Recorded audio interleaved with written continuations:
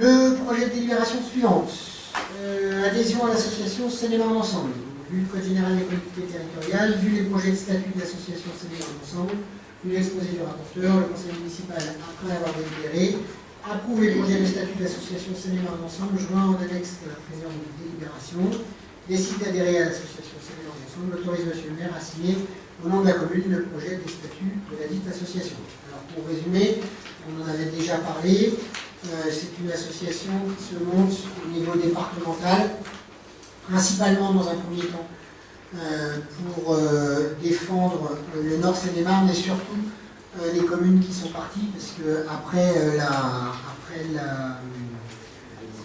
le démantèlement, il y a quand même beaucoup de questions qui se posent sur tout un tas de financements qui n'avaient pas été vus et mis dans les différents arrêtés des préfets de région, de département, etc.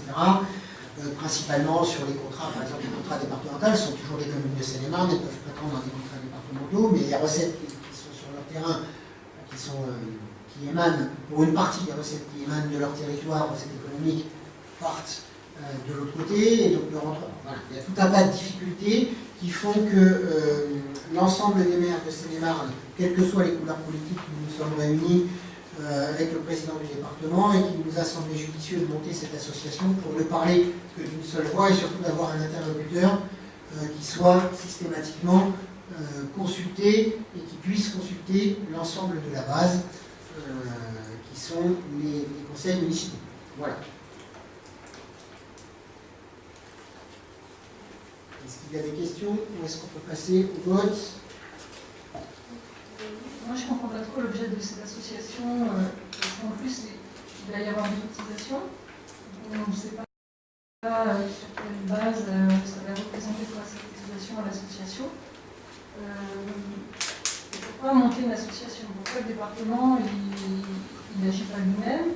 Pourquoi est-ce que Seine-et-Marne Ensemble ne rattache pas, par exemple, Meaux et d'autres communes? Si c'est pour faire des études sur l'aéroport de Roissy, et pourquoi n'intègre-t-elle pas également les communes du 95 de la carte? Donc je ne vois pas trop en fait l'utilité de cette association. Et je ne suis pas sûre que toutes les communes seraient partantes pour adhérer à cette association. Parce qu'il y a eu des votes déjà et dans d'autres collectivités territoriales, les 37 qui sont concernés. Et est-ce que les 37 ils seront ou pas? Notamment Mitry et Coupon. Alors vous avez peut-être plus d'informations que moi. Moi j'étais à la réunion organisée pour le département où il y avait en particulier Marianne Margaté de Tis qui a signé la charte qui s'engageait parce que on le signe tous, donc peut-être qu'entre-temps elle a changé d'avis. Après l'objet il est dans le... on va pas le redétailler, hein, j'en ai donné les contours, il est dans le projet de statut. Après, effectivement, vous pouvez ne pas voir à quoi ça peut servir, je l'entends parfaitement, je n'ai pas de souci là-dessus. Parce que c'est des statuts de base, quoi, disons. Bien sûr, non, mais tout à fait.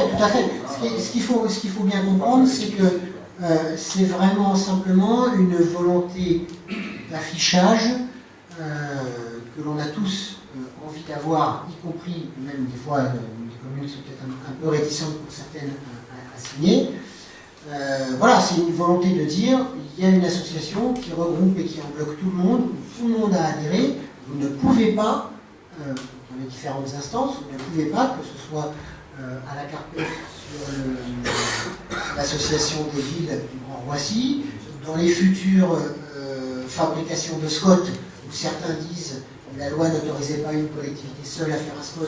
Aujourd'hui, comme par miracle, le préfet de région l'autorise, parce que personne ne veut de nous dans le SCOT de la CARPEF, personne ne veut de nous dans le SCOT de l'autre côté. Le SCOT, c'est l'aménagement du territoire. Ça va impacter les décisions qui vont venir dans les temps à venir, en particulier sur les infrastructures routières, sur les axes de développement, sur tout un tas de choses, voilà, sur lesquelles je ne vais pas en revenir ici, qu'on a déjà parlé et que vous savez. Voilà. Certains d'entre nous, une grande majorité, pensent que c'est important qu'on soit réunis en association de façon à pouvoir peser plus. Ça peut s'entendre que certains ne soient pas d'accord. C'est pas Pour le moment, on a la forme, mais on n'a pas Qui est considéré comme adhérent à cette association? Vous La avez vu municipalité de Saint-Mathieu, vous avez vu les statuts ou pas? les élus.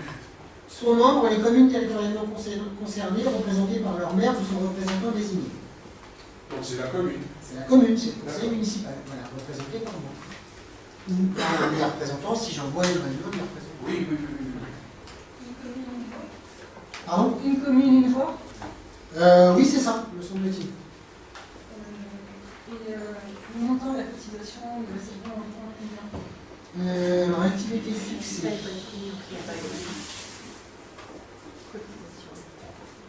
Pour l'instant, il n'y a rien de définitif. Article 7. Article 7, les ressources. Se compose des cotisations de ces membres qui contribuent au fonctionnement de l'association. Le montant de celle-ci est fixé chaque année par l'Assemblée Générale. Donc, pour l'instant, il n'a pas été fixé. Donc, on est en création. Voilà, à l'Assemblée Générale.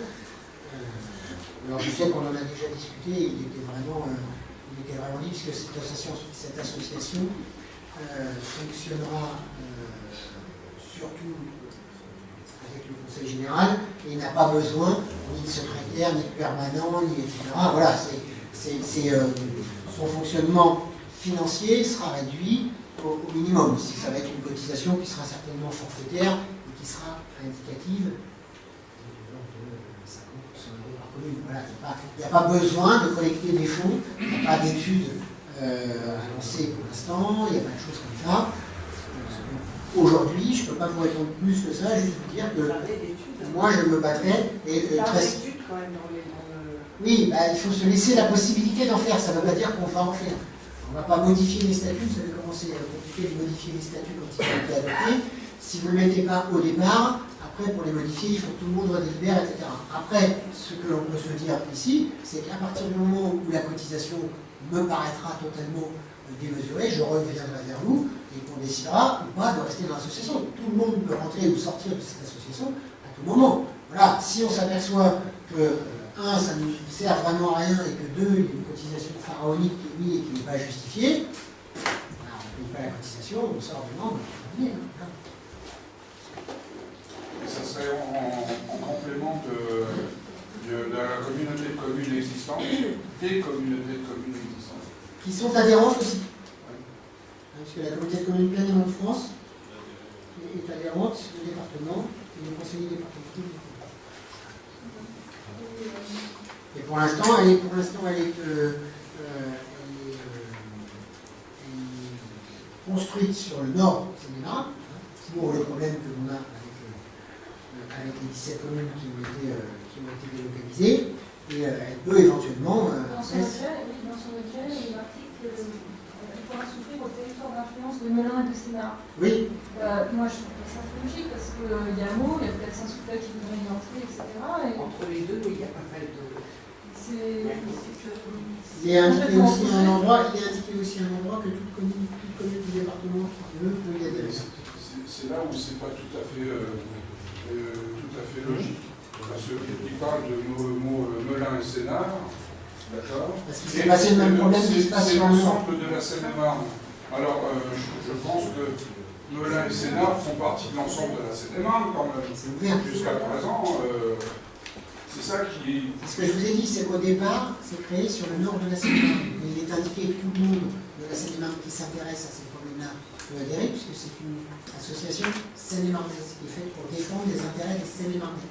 Donc aujourd'hui, le problématique qu'on a, il est sur le nord de la Seine-et-Marne, mais il se pose aussi autour de Melun-Sénart. Voilà. Et il peut éventuellement, un jour, se poser sur les communes du Provinois qui pourraient, je ne sais pas, par un regroupement d'interco, être envoyées dans l'Aisne ou dans la Marne, on ne sait jamais. Voilà. Donc c'est vraiment une association départementale qui servira les intérêts des communes seine-et-marnaises, si tant est qu'elles aient des soucis et des besoins de faire appel, puisqu'il y a 570 communes, il y a un département qui est un des plus gros départements de France et qui est à lui tout seul la moitié de l'Île-de-France.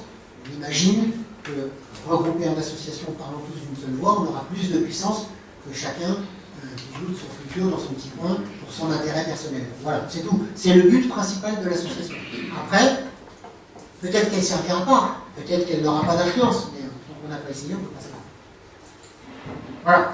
Vous propose qu'on passe au vote. Y a-t-il des votes défavorables? Des abstentions? Adopté à l'unanimité, merci.